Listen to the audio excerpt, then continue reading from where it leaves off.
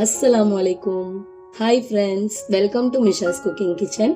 இன்னைக்கு நம்மளோட கிச்சன்ல கத்திரிக்காவை வச்சு கத்திரிக்காய் பொடிக்கறி தான் செய்ய போறோம். உங்களுக்கு கத்திரிக்காய் பிடிக்காதுன்னா கண்டிப்பா இன்னைக்கு நீங்க செய்ய வேண்டிய ரெசிபி இதுதான். வாங்க எப்படி செய்யறதுன்னு பார்க்கலாம்.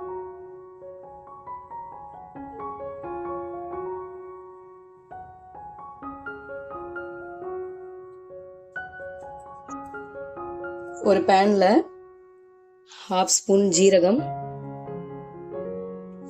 1/2 ஸ்பூன் சோம்பு, 1/2 ஸ்பூன் முழு கொத்தமல்லி, 1/2 ஸ்பூன் மிளகு, ஒரு 2 வரமிளகாய், இது எல்லாத்தையுமே போட்டு லைட்டா சூடாகிற அளவுக்கு நம்ம ரோஸ்ட் பண்ணிக்கலாம். ரோஸ்ட் பண்ணி இதை நல்லா கொஞ்சம் கொரகொரப்பா அரைச்சி எடுத்துக்கலாம்.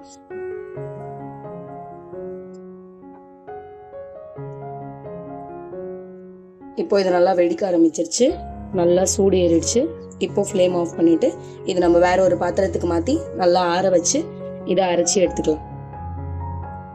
சேம் பேன்ல ஒரு 3 டேபிள் ஸ்பூன் எண்ணெய் சேர்த்துக்கலாம். எண்ணெய் நல்லா சூடாகட்டும். நம்மளது எண்ணெய் சூடானதும் கொஞ்சமா கடுகு உளுத்த பருப்பு, கொஞ்சமா உளுத்தம் பருப்பு சேர்த்துக்கலாம். இது கூடவே கொஞ்சமா கருவேப்பிலை, ஒரு 3 வரமிளகாய், 2 பச்சை மிளகாய், இது எல்லாத்தையுமே போட்டு லைட்டா ரோஸ்ட் பண்ணிக்கலாம்.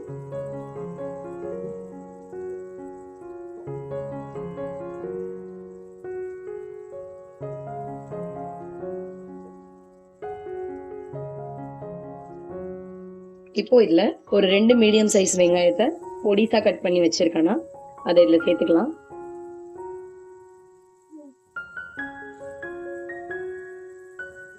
வெங்காயத்தை நல்லா நம்ம வதக்கி எடுத்துக்கலாம்.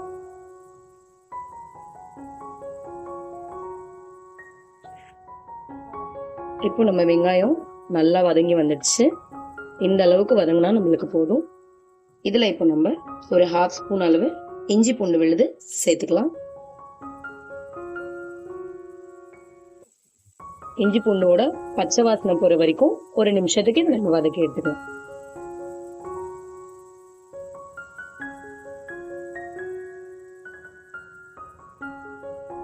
இப்போ இதுல நம்ம பெரிய சைஸ் தக்காளி 1 வெட்டி வச்சிருக்கோம் பொடிசா, அதையும் நம்ம இதுலயே சேர்த்துக்கலாம்.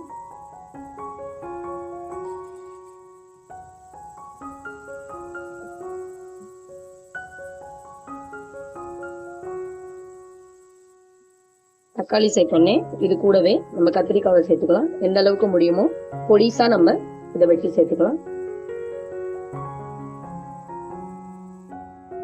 ஒரு 6 to 7 கத்திரிக்காய் நல்லா குட்டி குட்டியா நல்லா பிஞ்சி கத்திரிக்காவா இருக்கு. எல்லாத்தையுமே நம்ம இதுல பொடிசா வெட்டி இதையும் சேர்த்து நல்லா நம்ம பரட்டி விட்டுக்கலாம். தக்காளி மசிறதுக்கு பிளஸ் கிரேவிக்கு தேவையான அளவு நம்மளுக்கு உப்பு சேர்த்துக்கலாம். கல்லுப்பு சேர்த்துக்கிறேன் நான் இன்னைக்கு.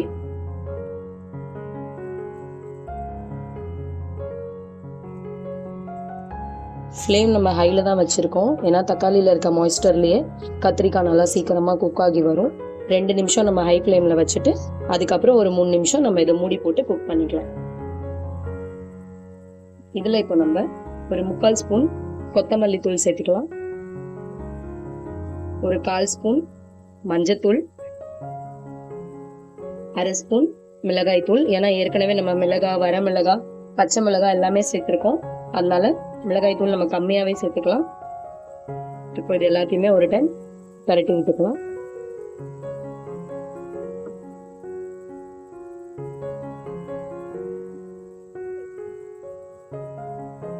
இப்போ நம்ம ஃப்ளேமை மீடியம்ல வச்சுக்கலாம்.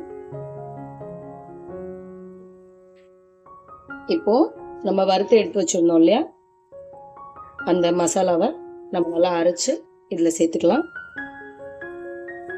சேர்த்து நம்ம நல்லா பரட்டி விட்டு கொஞ்சமா இதுல தண்ணி தெளிச்சுக்கலாம்.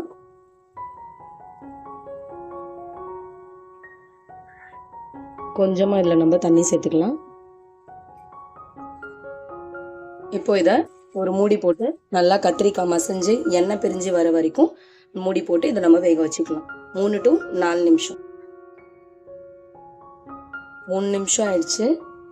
தக்காளி எல்லாம் நம்மளது நல்லா மசிஞ்சு, கத்திரிக்காயெல்லாம் நல்லா மசிஞ்சு வந்துடுச்சு. கடைசியாக இதில் நம்ம கொத்தமல்லி தூவிக்கலாம்.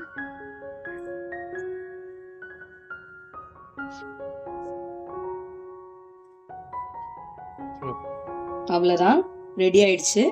இது கூட நம்ம சுட சுட சாதத்தோட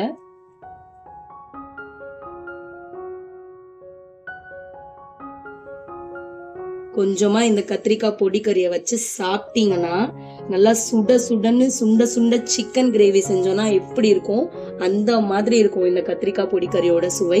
கண்டிப்பா இந்த வீடியோவை நீங்களும் உங்க வீட்டுல செஞ்சு ட்ரை பண்ணுங்க. இந்த வீடியோ உங்களுக்கு பயனுள்ளதா இருந்தா உங்க ஃப்ரெண்ட்ஸ் அண்ட் ஃபேமிலியோட இந்த வீடியோவை ஷேர் பண்ணிக்கோங்க. மறக்காம நம்மளோட மிஷாஸ் குக்கிங் கிச்சனை சப்ஸ்கிரைப் பண்ணிக்கோங்க.